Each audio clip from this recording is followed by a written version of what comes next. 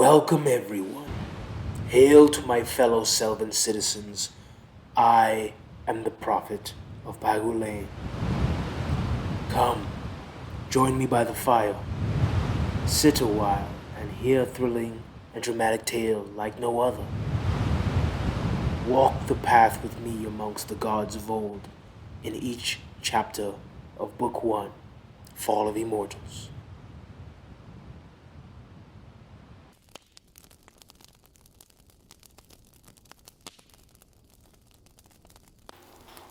Chapter 14, Feast of the Horde. Some time had passed while the infiltration was occurring. The Selvan infantry had taken a position outside of the open gate, and their mouths watered with hunger. Zaldin stood at the lead with Xanatos and Lieutenant Magnus, waiting for the signal to begin the rally. Patience and preparation bore fruit as a familiar cry dragged those asleep from their beds, destroying the merriment and merrymaking. Then, as more tribesmen filled the streets, fear rippled through their hearts at the sight of the open gates. The time had come, and Commander Zaldin turned to face his troops, asking one simple question. Looking left to right, he asked aloud, "Are you hungry?" The infantry roared in response. Different bellows could be heard from each species in an eruption that seemed to have answered the banshee wail from beyond the gate. You can smell the enemy wetting themselves with wine and piss as they stand petrified in your wake. You have all sacrificed to follow me, forsaking and turning away from your natural instincts to eat what you kill, he continued. That burden was not lost on me, which is why tonight you may eat your fill. There is nowhere for them to run, and no need to spare prisoners to spread the message of terror.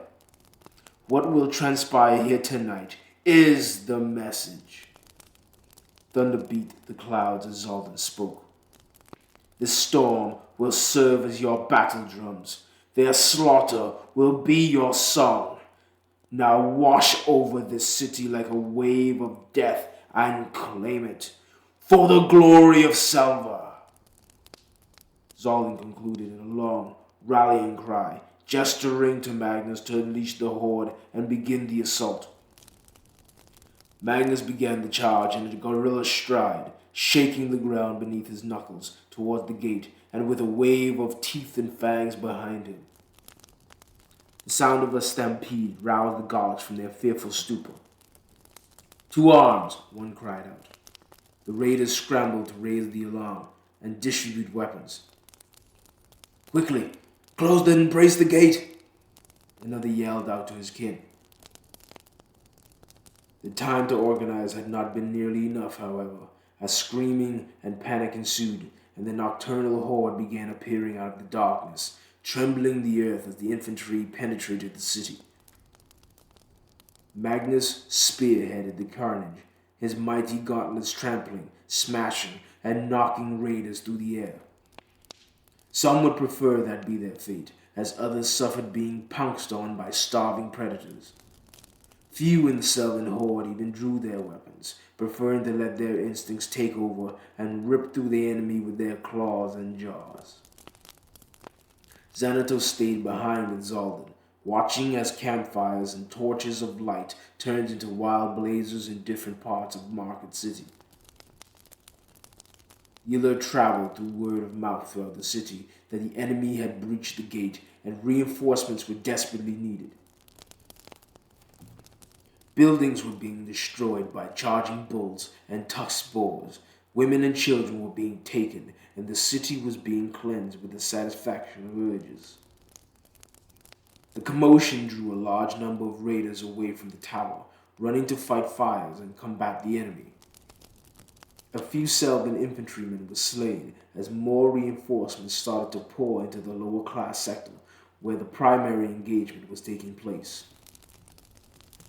Though it was all they could do just to stop the horde from pushing further into the city. They needed their war chief. This is our chance.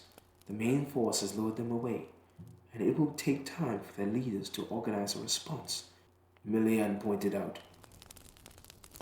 You're probably right. It looks like the war marshal is drawing their attention. Let's move. Odysseus took the lead. Race you to the top, added Zara as she and her companions rushed the steel gate, making quick work of the few left behind the guard. Odysseus drew his divine bow to shoot down the gate. Save your arrows, said Zara as she slashed through the steel gate as if it were tin, then kicked it down in pieces. After you, General, she said flirtatiously, slightly bowing and gesturing her arms like a servant while Odysseus and Milian passed through. Armed and ready to die for their chief, his strongest warriors waited on every level of the tower to be slaughtered as Odysseus and the others climbed the stages until they arrived at the chamber formerly known as the warden's office. Behind them, the hallways and floors were littered with bodies. Raiders were pinned to different surfaces with arrows of light, their throats were ripped out, and others were dismembered without discrimination. They stood in front of large double doors carved from redwood and outlined with yellow gold. This is the room where we met the leader of this city on our first visit. He would be in here, said Zara. Well then, Milian, would you knock to see if our friend is home? Asked Odysseus. With pleasure, she answered.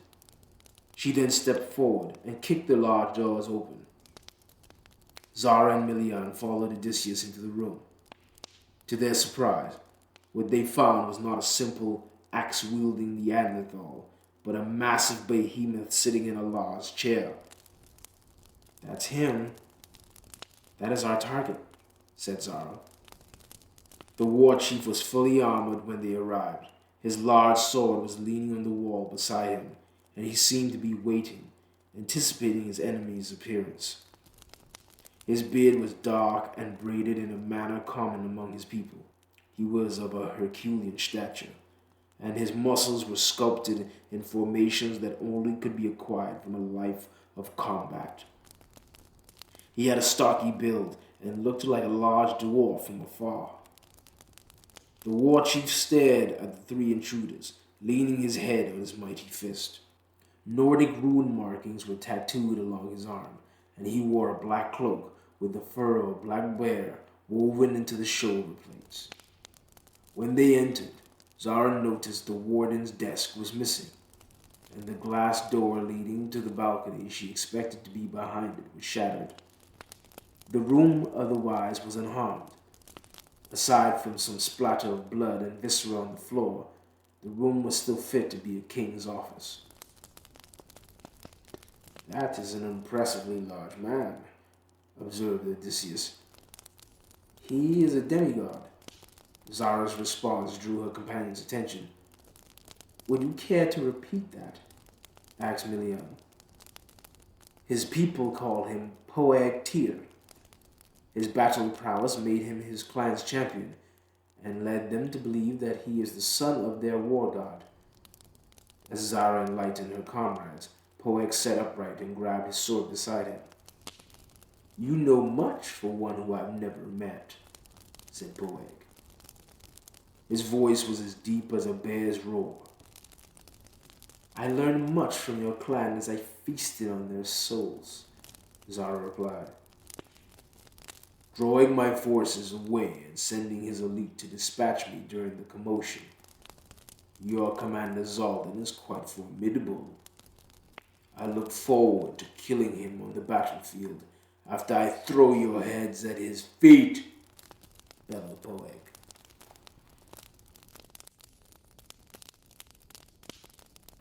Shogun of the Heavens Book 1 is available on Amazon and Amazon Kindle or for order at your local Barnes & Noble's bookstore. The Amazon link to purchase the book is in the description of the video. Behold, as we all dive into the world of myths and fiction. Book 2, The Throne Crusher, is still set to be released on December 9th, 2024. This installment changes the tempo of the story, allowing us to go deeper into popular role characters who will now step to the forefront of this epic tale. On this channel, we will be providing you a series of samples read from the Shogun of the Heavens book series and complemented by visuals from the story as envisioned by the author. Please like and share the video, subscribe to our channel, and comment below. Then, while you're at it, follow us on Facebook and Instagram, where you can compare our competing galleries of artworks brought to life from the story. Thank you.